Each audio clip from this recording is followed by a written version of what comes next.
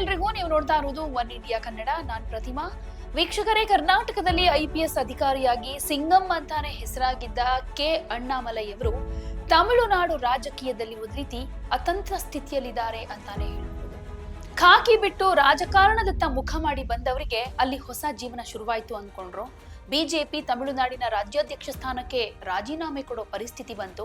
ಪಕ್ಷ ಕೊಟ್ಟಿರೋ ಜವಾಬ್ದಾರಿಯಿಂದ ಈಗ ಅವರೇ ರೀಸೆಂಟ್ ಆಗಿ ಅದರಿಂದ ದೂರ ಸರಿಯೋ ನಿರ್ಧಾರವನ್ನ ಮಾಡಿದ್ರು. ಇದೆಲ್ಲವನ್ನ ನೋಡಿದ್ರೆ ಅನೇಕ ಪ್ರಶ್ನೆಗಳು ಇಲ್ಲಿ ಎದುರಾಗುತ್ತೆ.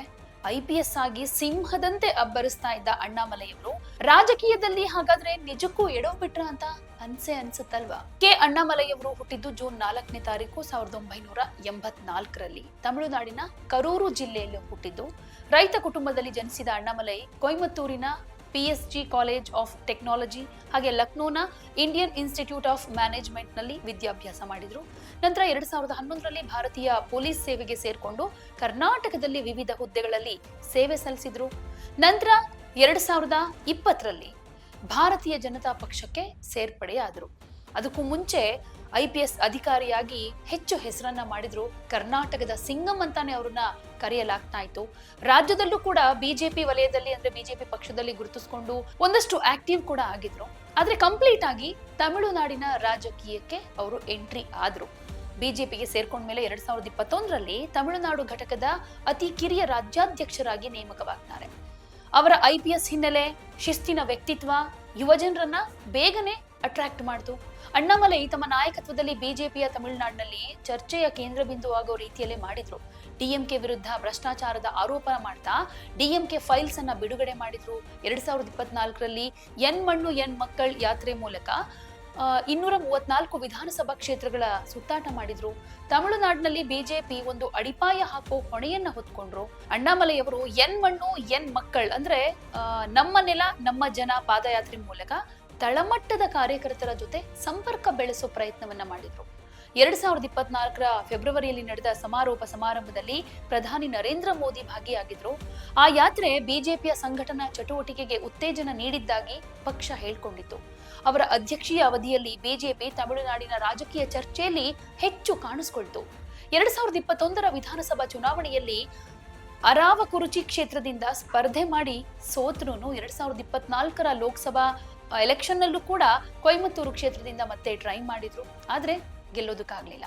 ರಾಜಕೀಯ ವಿಶ್ಲೇಷಕರ ಪ್ರಕಾರ ಅಣ್ಣಾಮಲೈ ಅವರ ಕೇಂದ್ರಿತ ಹಾಗೆ ವ್ಯಕ್ತಿನಿಷ್ಠ ನಾಯಕತ್ವ ತಮಿಳುನಾಡಿನ ದ್ರಾವಿಡ ರಾಜಕೀಯ ಸಂಸ್ಕೃತಿಗೆ ಹೊಂದಿಕೆ ಆಗಲಿಲ್ಲ ಅಂತ ಹೇಳ್ತಾರೆ. ಈ ಕಾರಣಕ್ಕಾಗಿನೇ ಅವರಿಗೆ ಈ ಸ್ಥಿತಿ ಬಂತ ಗೊತ್ತಿಲ್ಲ. ಆದ್ರೆ ವಿಷಯ ಏನಂತಂದ್ರೆ ಬಿಜೆಪಿಯ ಮೈತ್ರಿ ಅಣ್ಣಾಮಲೈಗೆ ಮುಳುವಾಯ್ತು ಅನ್ನೋದು. ಇದಲ್ಲದೆ ಮೈತ್ರಿ ಪಕ್ಷವಾದ AIADMK ನಾಯಕರಾದ CN ಅಣ್ಣಾದುರೈ ಹಾಗೇನೆ ಜಯಲಲಿತಾ ಬಗ್ಗೆ ಹೇಳಿಕೆಗಳು ಮೈತ್ರಿ ಸಂಬಂಧಗಳಲ್ಲಿ ಒಂದು ರೀತಿ ಉದ್ವಿಗ್ನತೆಯನ್ನ ತಂದವು. 2023ರ ಸೆಪ್ಟೆಂಬರ್ನಲ್ಲಿ AIADMK ಬಿಜೆಪಿ ನೇತೃತ್ವದ NDA ಮೈತ್ರಿಯಿಂದ ಹೊರಬಂತು.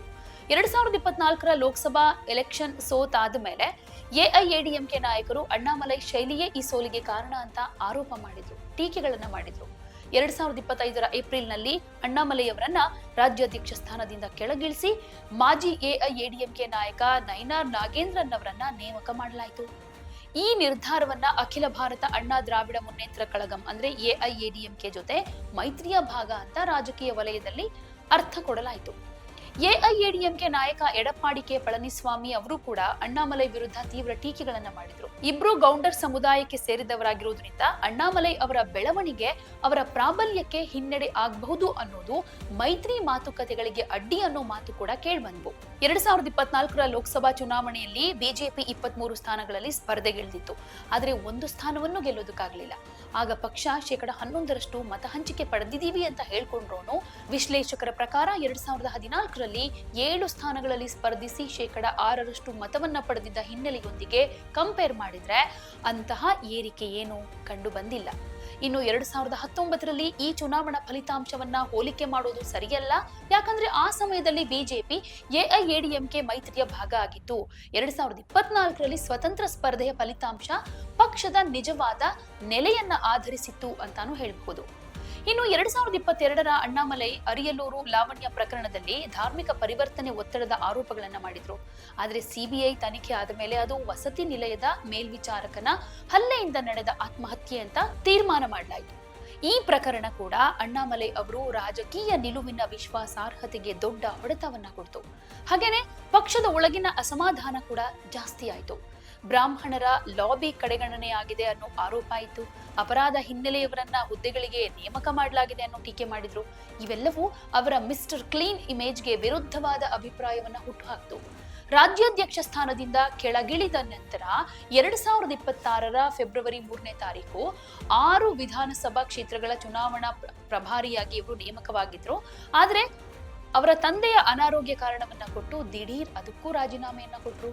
ಇದು ಕೂಡ ಹೊಸ ಚರ್ಚೆಗಳಿಗೆ ಎಡೆ ಮಾಡಿಕೊಡ್ತು. ಪ್ರಸ್ತುತ ತಮಿಳುನಾಡು ಬಿಜೆಪಿ ಚುನಾವಣಾ ನಿರ್ವಹಣಾ ಸಮಿತಿಯಲ್ಲಿ ಅಣ್ಣಾಮಲೈ ಅವರ ಹೆಸರು ಕಾಣಿಸದೇ ಇರುವುದು ಅವರ ರಾಜಕೀಯ ಭವಿಷ್ಯವನ್ನ ಪ್ರಶ್ನಾರ್ಥಕವನ್ನಾಗಿಸಿದೆ. ಇದರ ನಡುವೆ ಅಣ್ಣಾಮಲೈ ಅವರ ಹೊಸ ಪಕ್ಷ ಸ್ಥಾಪನೆ ಬಗ್ಗೆ ಊಹಾಪೋಹ ಕೇಳಿ ಬರ್ತಾ ಇದ್ರು. ಅದು ತಕ್ಷಣ ಸಾಧ್ಯ ಅಂತ ಹೇಳೋದಕ್ಕಾಗೋದಿಲ್ಲ. ಅಣ್ಣಾಮಲೈ ಇನ್ನೂ ಕೇವಲ 41 ವರ್ಷದವರು.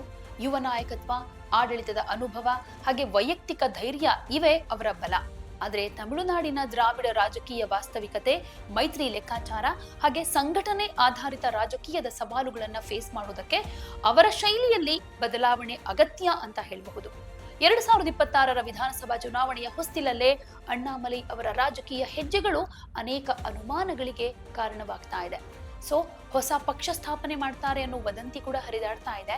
2025 ಏಪ್ರಿಲ್ನಲ್ಲಿ ಅವರು ರಾಜ್ಯಾಧ್ಯಕ್ಷ ಸ್ಥಾನದಿಂದ ಕೆಳಗಿಳಿದ ಮೇಲೆ ಹೊಸ ಪಕ್ಷವನ್ನ ಆಗ್ಲೇ ಕಟ್ತಾರೆ ಅನ್ನೋ ಮಾತಿತ್ತು.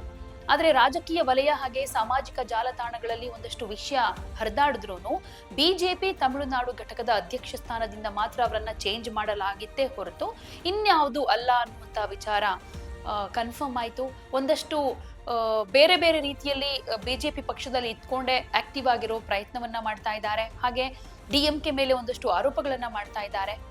ಆದ್ರೆ ಇಲ್ಲಿ ಸ್ಪಷ್ಟವಾಗಿ ಅವರ ಪಾತ್ರ ಏನು ಅನ್ನೋದಕ್ಕೆ ಮಾತ್ರ ಉತ್ತರ ಇಲ್ಲ. ಸೊ ಎಐಎಡಿಎಂಕೆ ಜೊತೆ ಮೈತ್ರಿ ರಾಜಕಾರಣದ ಒತ್ತಡದ ಬಗ್ಗೆ ಅಣ್ಣಾಮಲೈ ಬೆಂಬಲಿಗರಲ್ಲಿ ಈಗಲೂ ಅಸಮಾಧಾನ ಇದ್ದೇ ಇದೆ. ಅಣ್ಣಾಮಲೈ ಬೆಂಬಲಿಗರ ವಾರ್ ರೂಮ್ಗಳು ಹಾಗೆ ಆನ್ಲೈನ್ ಅಭಿಯಾನಗಳು ಇನ್ನೂ ಆಕ್ಟಿವ್ ಆಗಿರೋದು ಜೊತೆಗೆ ಸ್ವತಂತ್ರ ರಾಜಕೀಯ ವೇದಿಕೆ ಸಾಧ್ಯತೆಯ ಬಗ್ಗೆ ಚರ್ಚೆಗೆ ಕಾರಣ ಅಂತ ಹೇಳಬಹುದು. ಇಲ್ಲಿ ತನಕ ಅಣ್ಣಾಮಲೈ ಸಾರ್ವಜನಿಕವಾಗಿ ಹೊಸ ಪಕ್ಷ ಸ್ಥಾಪನೆ ಮಾಡೋದ್ರ ಬಗ್ಗೆ ಯಾವುದೇ ಪ್ಲಾನ್ ಇಲ್ಲ ಅಂತ ಹೇಳ್ಕೊಂಡಿದ್ದಾರೆ.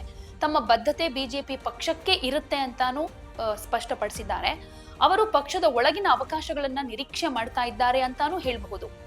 ಅಣ್ಣಾಮಲೈ ರಾಜಕೀಯ ಪಯಣ ವೇಗದ ನಡುವೆ ಏರಿಳಿತಗಳ ಕಥೆಗೆ ಒಂದೊಳ್ಳೆ ಎಕ್ಸಾಂಪಲ್ ಅಂತ ಹೇಳ್ಬಹುದು. IPS ಆಗಿ ಸಿಂಗಂ ಅನ್ನಿಸ್ಕೊಂಡಿದ್ದ ಅವರು ರಾಜಕೀಯ ಅರಣ್ಯದಲ್ಲಿ ದಾರಿ ತಪ್ಪು ಬಿಟ್ರಾ ಅನ್ನೋ ಪ್ರಶ್ನೆಯಂತೂ ಎಲ್ಲರ ಮುಂದಿದೆ. ಮೈತ್ರಿ ರಾಜಕಾರಣ ಹಾಗೆ ಚುನಾವಣಾ ಫಲಿತಾಂಶಗಳ ಹಿನ್ನೆಲೆ ನೋಡಿದ್ರೆ ಅವರ ಪ್ರಭಾವ ಕ್ಷೀಣಿಸಿರೋ ರೀತಿಯಲ್ಲೂ ಕೂಡ ಕಾಣಿಸ್ತಾ ಇದೆ. ಆದ್ರೆ ಇದನ್ನ ರಾಜಕೀಯದ ಅಂತಿಮ ಅಧ್ಯಾಯ ಅಂತ ಬರೆಯೋದಕ್ಕಾಗೋದಿಲ್ಲ. ಇನ್ನು ಮುಂದಿನ ಚುನಾವಣೆಗಳು ಅವರ ರಾಜಕೀಯದಲ್ಲೂ ಕೂಡ ಸಿಂಗಂ ಆಗಿ ಮತ್ತೆ ಘರ್ಜನೆ ಮಾಡೋ ಹಾಗೆ ಮಾಡುತ್ತಾ ಇಲ್ವಾ? ಇದಕ್ಕೆ ಕಾಲವೇ ಉತ್ತರ ಕೊಡಬೇಕು. ಇನ್ನೊಂದು ಕಡೆಯಲ್ಲಿ ನಟ ವಿಜಯ್ ಅವರ ಟಿವಿಕೆ ಪಕ್ಷಕ್ಕೆ ಸೇರ್ಪಡೆ ಆಗ್ತಾರೆ ಅನ್ನುವಂತ ಸುದ್ದಿ ಕೂಡ ಇತ್ತು. ಯಾಕೆಂದ್ರೆ ಬಹಿರಂಗವಾಗಿ ಅಷ್ಟೊಂದು ವಿಜಯ್ ಬಗ್ಗೆ ಇವರು ಟೀಕೆಗಳನ್ನ ಮಾಡ್ತಾ ಇಲ್ಲ. ಕೇವಲ ಇವರ ಟಾರ್ಗೆಟ್ ಏನಿದ್ರು ಡಿಎಂಕೆ ಮೇಲೆ. ಹೀಗಿರುವಾಗ ಬಿಜೆಪಿಯಲ್ಲಿ ಒಂದು ರೀತಿಯ ಅತಂತ್ರ ಪರಿಸ್ಥಿತಿ ಇದೆ. ಯಾವುದೇ ಸ್ಥಾನಮಾನ ಇಲ್ಲ. ಇದ್ದ ಸ್ಥಾನವನ್ನು ಕೂಡ ಬಿಟ್ಕೊಟ್ಟಿದ್ದಾರೆ. ಸೊ ಮುಂದೇನು ಹಾಗಾದ್ರೆ ಜಸ್ಟ್ ಒಬ್ಬ ಕಾರ್ಯಕರ್ತನಾಗಿ ಹೀಗೆ ಮುಂದುವರ್ಕೊಂಡು ಹೋಗ್ತಾರಾ ಅಥವಾ ಏನಾದ್ರೂ ಬಿಜೆಪಿ ಎಐಎಡಿಎಂಕೆ ಜೊತೆ ಮೈತ್ರಿ ಮಾಡ್ಕೊಂಡಾಗ್ಲಿಂದ ಅಸಮಾಧಾನ ಅಂತೂ ಇದ್ದೇ ಇದೆ. ಈ ಕಾರಣವನ್ನ ಒಡ್ಡಿ ಪಕ್ಷದಿಂದ ಹೊರಗಡೆ ಬರ್ತಾರಾ ಗೊತ್ತಿಲ್ಲ. ಆದ್ರೆ ಇಂತಹ ಒಬ್ಬ ನೇರ ನಡೆನುಡಿಯ ಕ್ಲೀನ್ ಇಮೇಜ್ ಇರುವಂತಹ ಸ್ಪಾರ್ಕ್ ಇರುವಂತಹ ವ್ಯಕ್ತಿಯನ್ನ ಬಿಜೆಪಿ ಕಳ್ಕೊಂಡ್ರೆ ಅದು ಬಿಜೆಪಿಗೆ ಲಾಸ್ ಅಂತ ಹೇಳಲಾಗ್ತಾ ಇದೆ. ಸೊ ಕಾದು ನೋಡೋಣ ಈ ನಿಟ್ಟಿನಲ್ಲಿ. ಇನ್ನೇನು ಎಲೆಕ್ಷನ್ಗೆ ದಿನಗಣನೆ ಶುರುವಾಗಿದೆ. ಸೊ ಇಂಥ ಟೈಮ್ನಲ್ಲಿ ಬಿಜೆಪಿ ಯಾವ ರೀತಿ ನಿರ್ಧಾರ ಕೈಗೊಳ್ಳುತ್ತೆ? ಅಣ್ಣಾಮಲೈ ಅವರ ನಿರ್ಧಾರ ಏನಾಗಿರ್ಬಹುದು? ಕಾದು ನೋಡೋಣ. ಅಣ್ಣಾಮಲೈ ಅವರ ರಾಜಕೀಯ ನಡೆಯ ಬಗ್ಗೆ ಹಾಗೆ ಮುಂದಿನ ನಿರ್ಧಾರಗಳ ಬಗ್ಗೆ ನಿಮ್ಗೆ ಏನನ್ಸುತ್ತೆ ಕಮೆಂಟ್ ಮೂಲಕ ತಿಳಿಸಿ.